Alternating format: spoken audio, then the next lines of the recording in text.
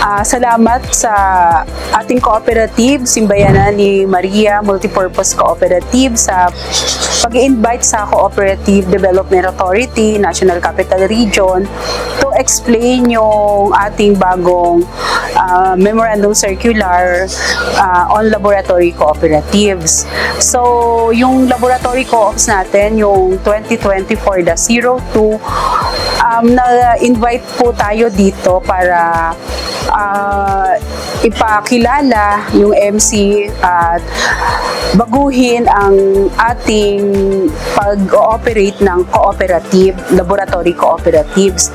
So dito meron tayong mga opisyales ng ating laboratory co-op, ang Simbayanan ni Maria Laboratory Cooperative Youth and Children Cooperatives. So ayon po sa kanilang datos, ang kanilang miyembro dito ay humigit kumulang sa 40,000 mga kabataan na wala pang 17 anyos ang edad.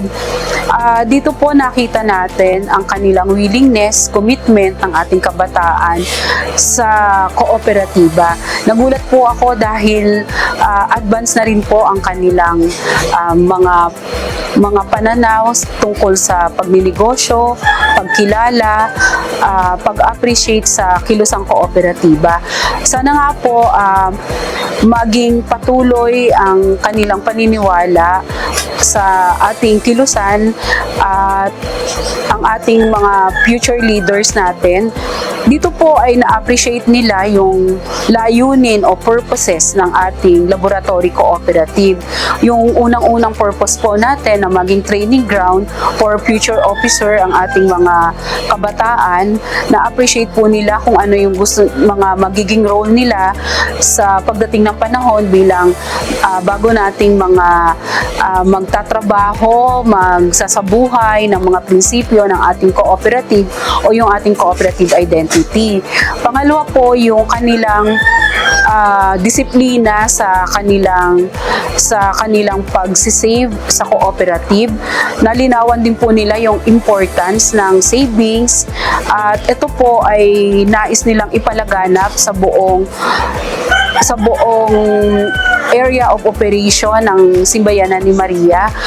Nang gumagawa na po sila ng mga strategies to increase yung mga membership nila at yung kanilang graduation sa laboratory cooperative, yung pagsali nila sa isang youth cooperative. May isa pong magandang programa ang Simbayanan. Sana po abangan natin yung kanilang youth entrepreneur and professionals cooperative na dito po kung hindi ka pa ready for next regular membership, dito po muna sila dadaan sa YEPs nila.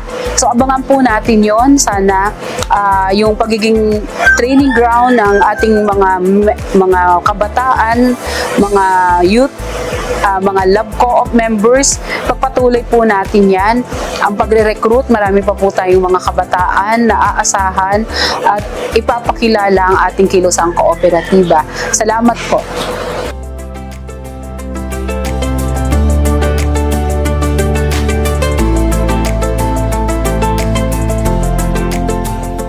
Diyan po,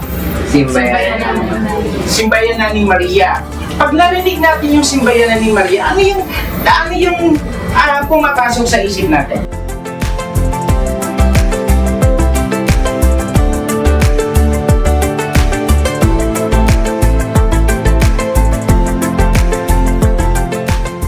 Ako po si Russell Baldomar, ang Executive Officer ng Cooperative Union of Taguig and Pateros. Isa siyang secondary union ng mga kooperatiba sa Taguig at Pateros.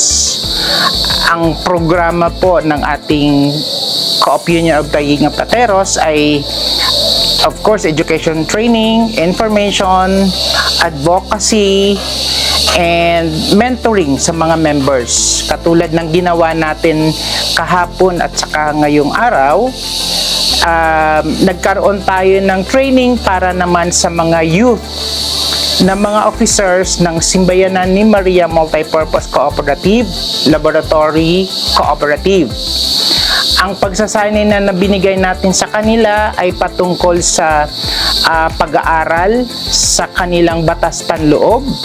Sinubukan nating ilakbay sila kung ano yung sinasabi nating Articles of Cooperation and Bylaws, pero dahil sila ay laboratory co-op, ang ginawa natin ay Manual of Operations. Ang tanong, bakit kailangan natin na isama yung mga kabataan sa ating kooperatiba? Tatlong bahagi lang po yon, 3 points. Una, maituro natin sa kanila kung paano gamitin yung mga serbisyo at programa ng ating kooperatiba para matugunan yung mga issue, mga hinaharap na mga suliranin ng ating mga kabataan. Pangalawa, tinuturuan natin sila kung paano magiging entrepreneur para sa sarili nilang kakayanan. Pwede na silang makabuo ng isang mga negosyo na gamit ang modelo ng cooperative.